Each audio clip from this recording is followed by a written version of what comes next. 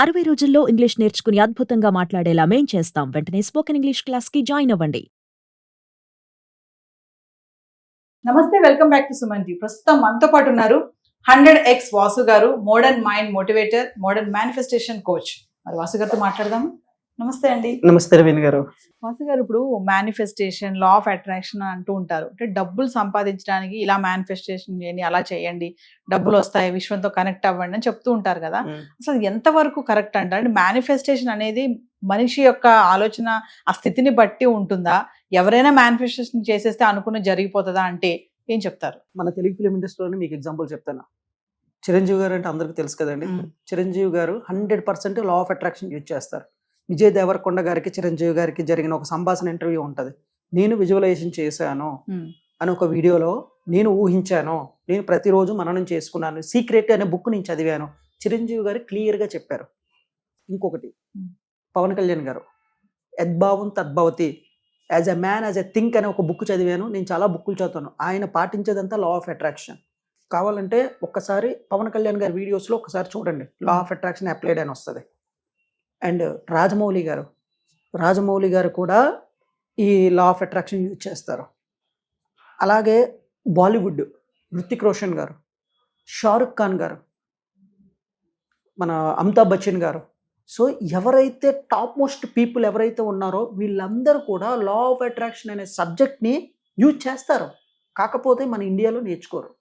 అంటే మీరు అన్నారు కదా, టాప్ మోస్ట్ అన్నారు కదా, అంటే ఈ లా ఆఫ్ అట్రాక్షన్ మేనిఫెస్టేషన్ అనేది అలాంటి వాళ్ళకి పనికొస్తుంది కాదు, అందరికి ప్రతి పామరుడికి పనిచేస్తుంది, అందరికి పనిచేస్తుంది. అయితే వీళ్ళు ఏం చేస్తారంటే మన ఇండియాలోని ఇప్పుడు ఎవరైనా ఒక టోప్ సెలబ్రిటీ ఉన్నారండి, వాళ్ళు అంటే ఇది చాలా తప్పు అనొచ్చు. అంటే తప్పు అంటే వాళ్ళ దృష్టిలో రైటు, సమాజం దృష్టిలో కొంచెం తక్కువ చేసినట్టే. ఎలా అంటే ఇప్పుడు చాలా మంది సెలబ్రిటీలు ఏం చేస్తారంటే అబ్రోడ్ కంట్రీలు వెళ్ళి అక్కడున్న టాప్ మోస్ట్ ట్రైనర్స్ దగ్గర నేర్చేసుకొని వాళ్ళ జీతంలో వాళ్ళు సీక్రెట్గా అప్లై చేస్తారు. మన ఇండియా ట్రైనర్స్ దగ్గర నేర్చుకోరు. ఒకవేళ అలా నేర్చుకున్నారని బయటికి చెప్పారనుకోండి, వాళ్ళ ఇమేజ్ పాడైపోతుందని ఒక కల్పనలో ఉంటారనమాట. ఇప్పుడు ఫర్ ఎగ్జాంపుల్ మీరు ఒక హీరో, నేను మీకు మ్యూజిక్ చేయడానికి వచ్చాను, మ్యూజిక్ చేశానని చెప్తే చెప్తారు స్టేజ్ మీద, ఫైట్ మాస్టర్ చేయడానికి అయితే చెప్తారు, డైరెక్షన్ చేసినా చెప్తారు. కానీ మీరు ఆల్రెడీ హీరో, మీకు కోట్ల రెమ్యునరేషన్ ఉంది, నా దగ్గర లా ఆఫ్ అట్రాక్షన్ అనే సబ్జెక్ట్ నేర్చుకున్నాను, జ్ఞానం తీసుకున్నానంటే ఆ ఇమేజ్ తగ్గిపోయినట్టే కదా అని వాళ్ళు ఫీల్ అవుతారు. దానివల్ల ట్రైనర్స్కి ఇది రావట్లేదు. అందుకే లా ఆఫ్ అట్రాక్షన్ సబ్జెక్ట్ కొంతలో ఆగిపోయింది. సో మీరు ఏదైతే సబ్ కాన్షియస్ మైండ్లో బలంగా నమ్ముతారో ఖచ్చితంగా జరుగుతుంది. లా ఆఫ్ అట్రాక్షన్ అనేది 24/7 పనిచేస్తుంది అనమాట. లా ఆఫ్ అట్రాక్షన్ అనేది అద్భుతాలు చేస్తుంది. మీకు ఒక డౌట్ రావచ్చు, సార్ అంత అద్భుతాలు చేస్తే మరి అందరూ ఇంట్లో కూర్చొని చేయొచ్చు కదా, మరి ఎందుకు ఇలా బయటకు వచ్చి వీడియోలు చేయడం, ఇలా బయటకు వచ్చి ఇదెందుకు చేయడం, లేదంటే అందరూ వాళ్ళే డబ్బు సంపాదించుకోవచ్చు కదా అని కొంతమంది అడుగుతూ ఉంటారు. మీలో నచ్చేది నాకు అది. సపోజ్ ఎగ్జాంపుల్ చెప్తా చూడండి, సారీ టు ఇంటరప్ట్ యూ. ఇప్పుడు చిలక జోషిని చెప్పేవాళ్ళు ఉంటారు. వాళ్ళ దగ్గరికి వెళ్ళినప్పుడు చెప్పినప్పుడు కొంతమంది అంటారు, మరి ఇంత చెప్తున్నావు కదా, నువ్వెందుకు చిలక జోషి చెప్పుకుంటున్నావు, నీ లైఫ్ ఎందుకు బాగోలేదు, అందరి జాతకాలు చెప్తున్నావు కదా, నువ్వెందుకు ఇట్లా రోడ్డు పక్కన కూర్చొని చెప్తున్నావు అని ఒక క్వశ్చన్ చేస్తారు. చాలా మంది అడుగుతారు ఇది. అంటే దాని అర్థం ఏంటి అంటే ఇక్కడ చిలక జ్యోతిష్యం అనేది కంప్లీట్గా అది తప్పు రైట్, నాకు దాని మీద అవగాహన లేదు. కానీ అందులో యాక్షన్ అనేది లేదు.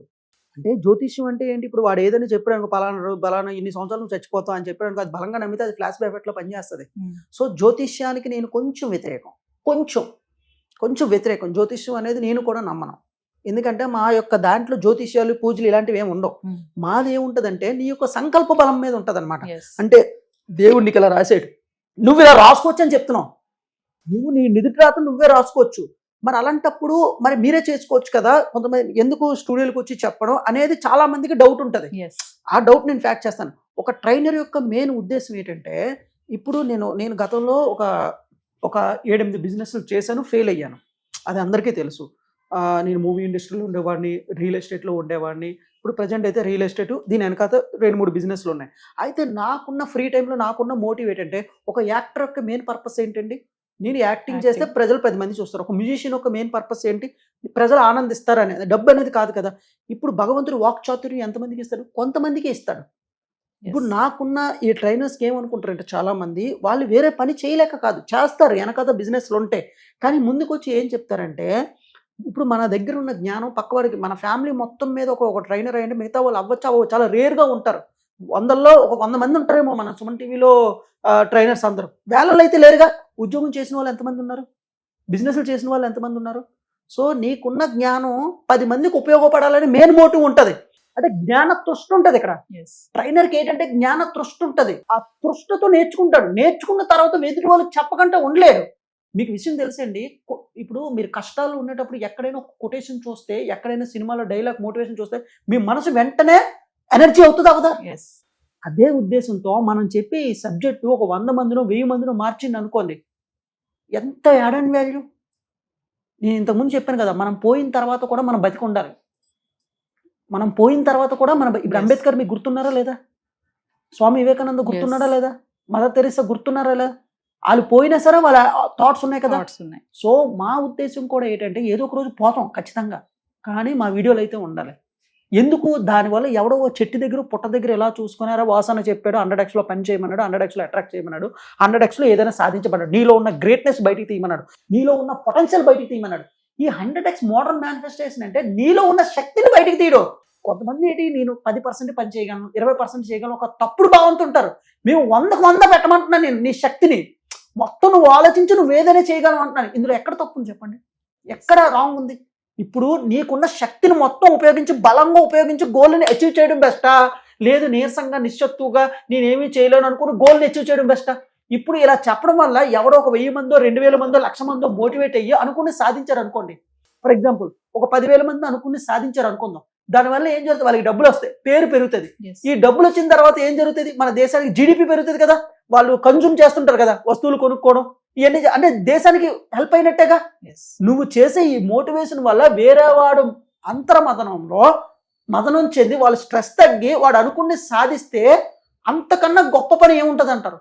ఇప్పుడు గరీబ్ ఘాట్ గారు ఒక మాట అంటారు, ఎక్కడో వీడియోలో విన్నాను, ఈ ప్రపంచంలో హైయెస్ట్ పని ఏదైనా ఉంది అంటే ఎదుటివాడికి నువ్వు ఉపయోగపడే మాటలు చెప్తే అంతకన్నా అద్భుతమైనది ఏదీ లేదు. ఎందుకంటే ఒక ధైర్యం. ఇప్పుడు ఎంతో మంది పడుకొని ఇంట్లో ఉండిపోతారు, ఒక డార్క్ రూమ్ లో బయటికి రాలేక, బద్ధకంతో, నిరాశను ఏం చేయాలో అర్థం కాక ఆడవాళ్ళు ఉన్నారు, స్టూడెంట్స్ ఉన్నారు, యూత్ ఉన్నారు, డ్రగ్స్కి బానిస అయిపోయి ఉన్నారు, లేదంటే అప్పుల్లో ఇరిక్కిపోయి ఉన్నారు. ఒక కుటుంబ పెద్ద అప్పుల్లో ఇరికిపోయారు, వాడి మీద ఒక 6 డిపెండ్ అయి ఉన్నారు. ఒక బిజినెస్ మ్యాన్ 20 మంది డిపెండ్ అయి ఉన్నారు, 100 మంది డిపెండ్ అయి ఉన్నారు. స్టూడెంట్ వాడి మీద వాడి ఫ్యామిలీ డిపెండ్ అయి ఉంది. ఒక కుటుంబ పెద్ద కానివచ్చు, మహిళ కానివ్వు, మహిళ మైండ్ థాట్ ప్రాసెస్ వాళ్ళకి అంత బాగా చేయలేదు.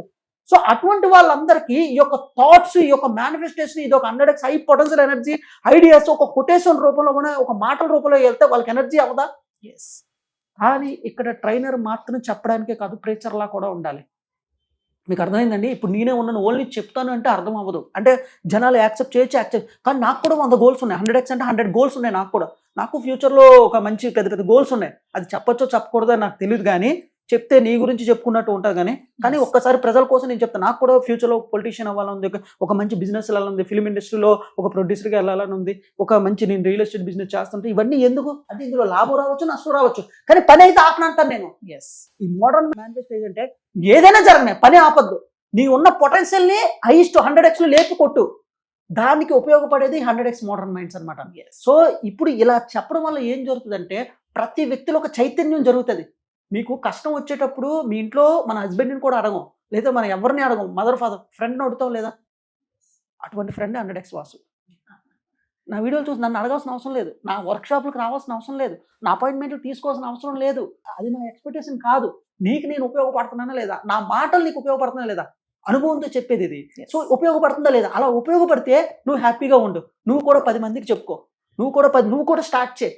ఏదైనా ఎదుటి వాళ్ళకి ఉపయోగపడాలనే మైండ్ సెట్తో నువ్వు ఎప్పుడైనా స్టార్ట్ చేస్తే ప్రకృతి, దేవుడు, మన పక్కింటోడు, ఎదురింటోడు అందరూ నీకు సపోర్ట్ చేస్తారు. దీన్ని నిష్కామ కర్మ అంటారు. థ్యాంక్ యూ వాసు గారు.